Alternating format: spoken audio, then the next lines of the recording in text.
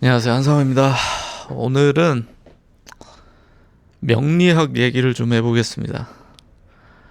이 기독교 얘기, 영지주의 얘기, 명리학 얘기, 불교 얘기, 온갖 종교와 이 철학을 이야기하는 정체성이 없죠. 명리학에서 사람마다 이 5개의 팩터로 운명이 정해집니다. 그래서 첫 번째는 태어날 때부터 정해진 그 명이 있고요. 그리고 두 번째는 대운이라는 게 있습니다. 대운이 시작되면은 10년 단위로 이 흐름이 생겨요. 근데 그게 10살, 여러분들이 잘 모르실 수 있는 게, 명리학에서 말하는 대운은 우리가 흔히 대운이 시작됐다 하면은 클 때에 뭐 행운, 운 이걸 뜻해서 큰 운이 나한테 시작됐다 이런 식으로 생각하거든요. 근데 그게 아니라 이 운명이 바뀌는 사이클을 대운이라고 합니다. 근데 그게 10년 단위인데, 어떤 사람은 뭐 5살 때부터 시작돼서 5살, 15살 이런 식으로 가고, 어떤 사람은 뭐 6살, 7살, 8살 해서 각자가 이제 시작하는 대운이 시작되는 나이가 달라요. 저 같은 경우는 10살입니다. 10살 단위로 그렇게 흐르고 있고요. 그게 이제 두 번째가 대운이 있고, 세 번째가 풍수입니다. 내가 어디에서 살고 있느냐. 이 풍수질이 나의 기운과 잘 어울리는 곳에서 살고 있는지, 아니면 기운에 안 좋은 곳에서 살고 있는지. 그리고 네 번째가 이 음덕이에요. 음덕. 우리가 명리학에서 음이라고 하는 거는 감춰져 있고 안에 숨어 있고 이런 걸 음이라고 하고, 양이라고 하는 거는 뿜어져 나오고 보이는 것을 뜻하거든요. 그래서 음덕을 베푼다는 거는 이제 좋은 일, 선행, 보이지 않는 곳에서 하는 선행, 그게 여러분의 운명을 바꾸는 그 네 번째 요소고요. 다섯 번째가 뭐냐면 독서입니다. 오독서. 모든 운명의 시계와 그리고 내 상황이 엉망진창일 때, 명리학에서 말하는 운명을 바꾸는 마지막 방법이 바로 독서예요. 배움. 그리고 이게 명리학적 관점에서 독서가 가지는 의미가 되게 독특한데, 독서는 기본적으로 흙의 기운을 갖고 있습니다. 땅, 토양의 기운을 갖고 있어요. 그리고 그 토양이라고 하는 거는 그냥 방대하게 있다고 뭐 좋다라고 말할 순 없고, 이것을 그릇으로 바뀌어요. 무슨 말이냐면은, 내가 책을 사놓기만 하고 읽지 않는다면은 그거는 나를 그냥 무겁게 만드는 쓸모없는 흙더미가 돼요. 근데 그 흙이라는 재료를 갖고 내가 독서를 함으로써 흙을 아름다운 그릇으로 만들고, 또는 이곳이 양분이 가득한 흙이 된다면은 큰 부가 담길 수 있는 그런 땅이 되는 거죠. 그래서 이 명리학적 관점에서는 꽤 재밌게도 여러분의 인생이 안 풀릴 때 해야 되는 것이, 첫 번째가 할 수만 있다면 털을 바꾸는 거, 그리고 두 번째가 음덕을 베푸는 거, 이 보이지 않는 곳에서 선행을 베푸는 거, 그리고 세 번째가 배우는 것입니다. 독서. 새로운 것을 배우고 공부하고 사유하고 이 지혜를 만들어내는 거죠. 그리고 그게 곧 담길 그릇이 됩니다. 여러분이 예를 들면은 명예를 담고 싶다. 명예라는 것을 담을 큰 그릇이 필요하다고 하면은 그 큰 그릇이 준비가 되는 것이고, 부를 담으려고 하면은 그 부가 담길 그릇이 그 과정을 통해서 준비가 되는 거죠. 그래서 지금 내가 바로 부를 담을 수는 없어도 부를 담을 수 있는 큰 그릇을 준비해 둘 수 있다는 겁니다. 배움을 통해서.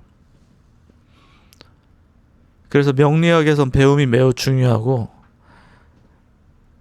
여기서 이제 불교적 해석을 하나 전 더 하고 싶어요.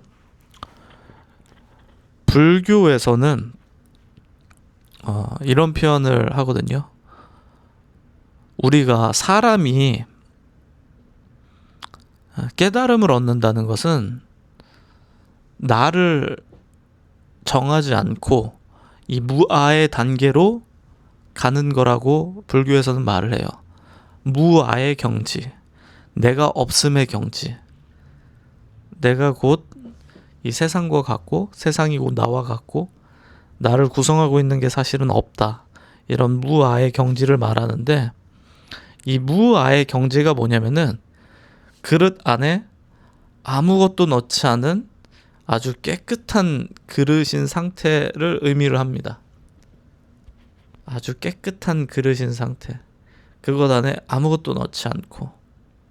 근데 사람들은 나라고 하는 그릇 안에 이것저것을 넣으면서 살게 돼요. 여기서 좀 재밌는 게, 우리가 그릇이라고 하는 거는 그 그릇 자체의 아름다움도 있지만 무엇이 담겼는지에 따라서 우리가 그릇의 이름을 다르게 부릅니다. 예를 들어서 여러분이 김치를 담고 있다 그러면 그건 김치를 담은 김치 그릇이 돼요. 반찬 그릇이 되고요.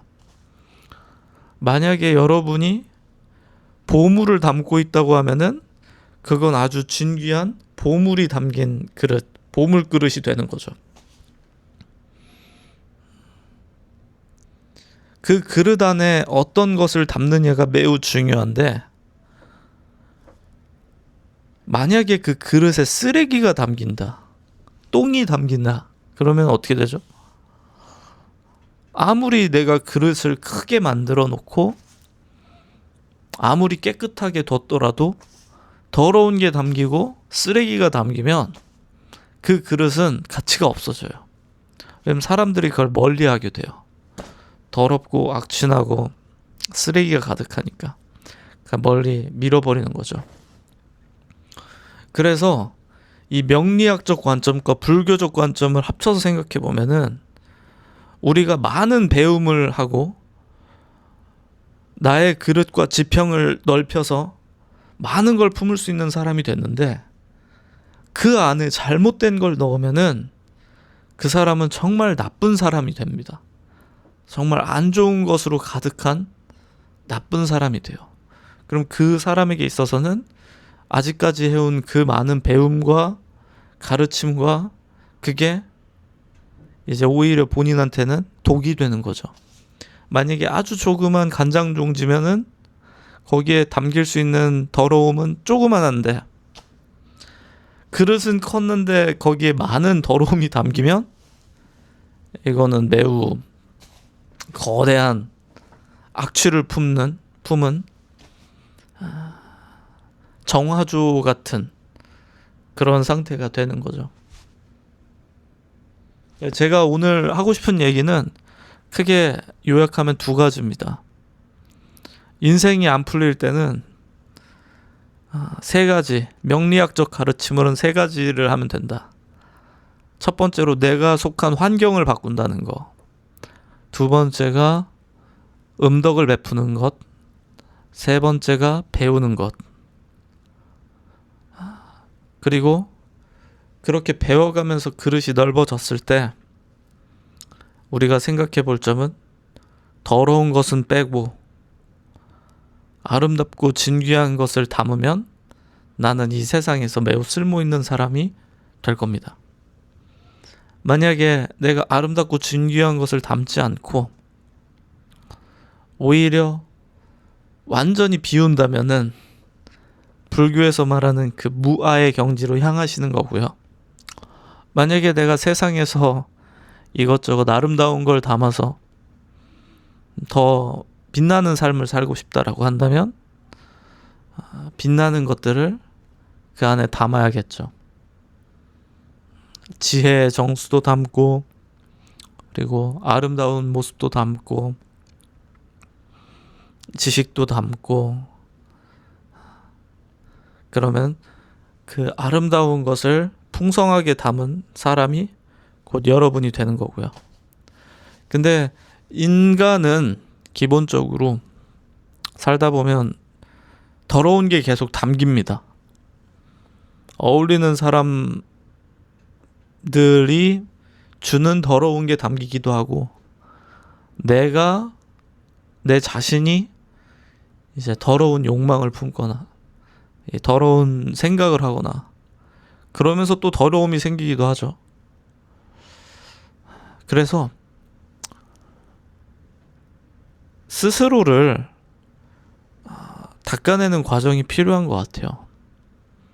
이 영혼을 닦는 과정이 필요하고, 그래서 이를 어떤 사람은 회개라고 말하며, 어떤 사람은 자기 성찰이라고 말하고, 어떤 사람은 명상이라고도 말할 수 있는 것 같아요.